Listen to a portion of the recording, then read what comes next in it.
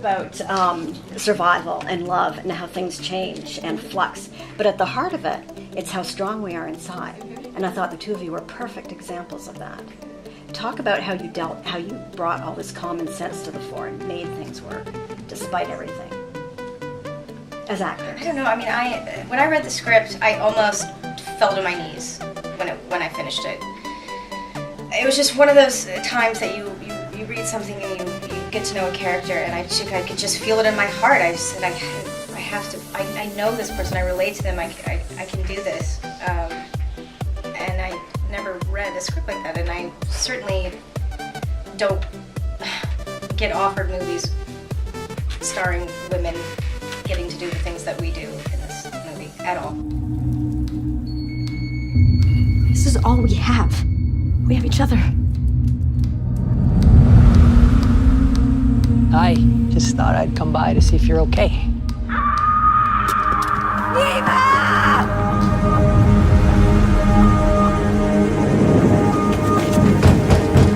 Anybody there? We need to stick together. What else are sisters for?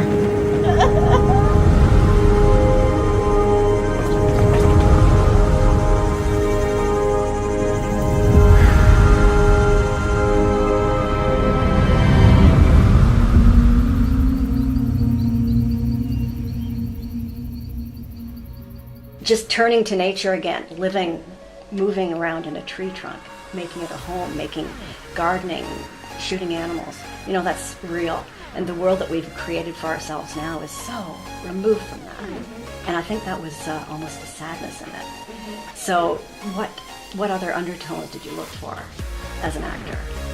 Yeah, I mean, for me, the film's a lot about like loss and honestly accepting impermanence. You know, I think a lot of our things that we live with that we don't even perceive as luxuries that are utter luxuries.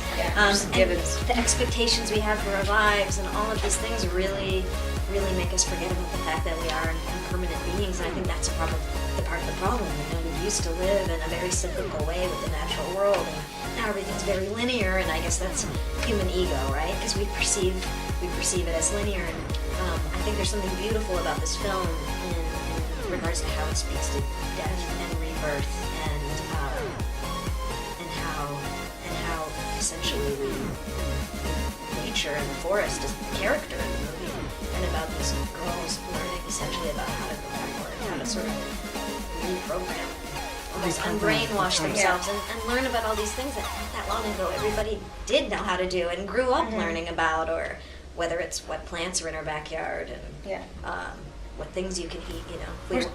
Go ahead, sorry. Oh, no, I thought you were done. Like if we went to the park right now and some forager took us, probably be all the stuff we could eat, and we'd be like...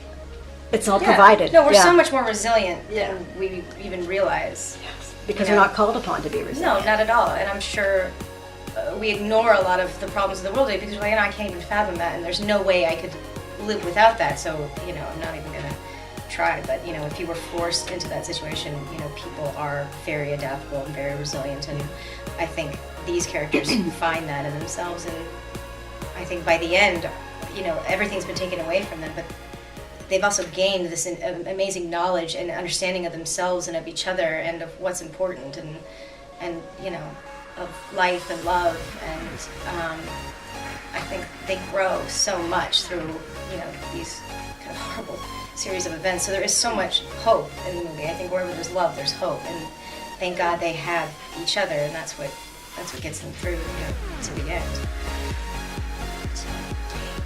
There are some very tough scenes. Are you okay? So there are some very tough scenes too, as well, and it reminds you that that women are at risk, no matter what the situation. And I thought that was very plain in the film. What would you please comment on that? Yeah, I would say a very real threat. Typically, always the most vulnerable, whether it's in areas of war or whether it would be in a situation like this. It's something we see constantly, and yeah, that was a difficult thing. You know, the hard hardest job in this film was really on Evan's shoulders, I would say, in regards to the character she played and what I'm sure you're referring to. So that I think we just approached with delicacy. Yeah. I wanted to take care of my friend and make sure my friend was okay. Because that stuff is hard to, I know maybe it's different if you're not an actor and you just think those things are make-believe, and when you do shoot stuff that... Yeah, I mean, it's not really happening, but you have to put yourself there, and you have to go there in your mind. You have to trick yourself into thinking this is really happening.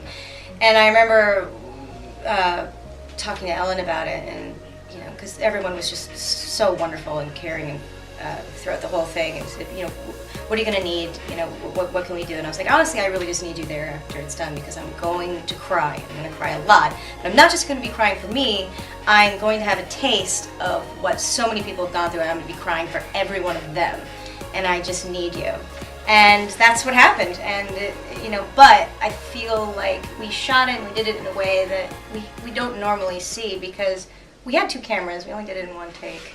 But we didn't really use the wide shot. We just kept it here because you don't have to see what's going on. You know, this is what matters. It's what it does to a person. And I really think you can actually see the moment that she disappears. And that's what's so kind of jarring about it.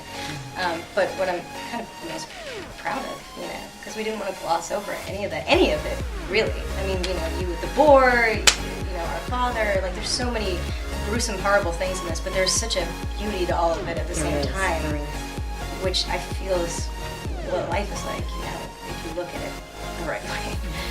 Thank you, ladies. Very thoughtful. I appreciate it. Thank you. Yeah, Great film. thank you.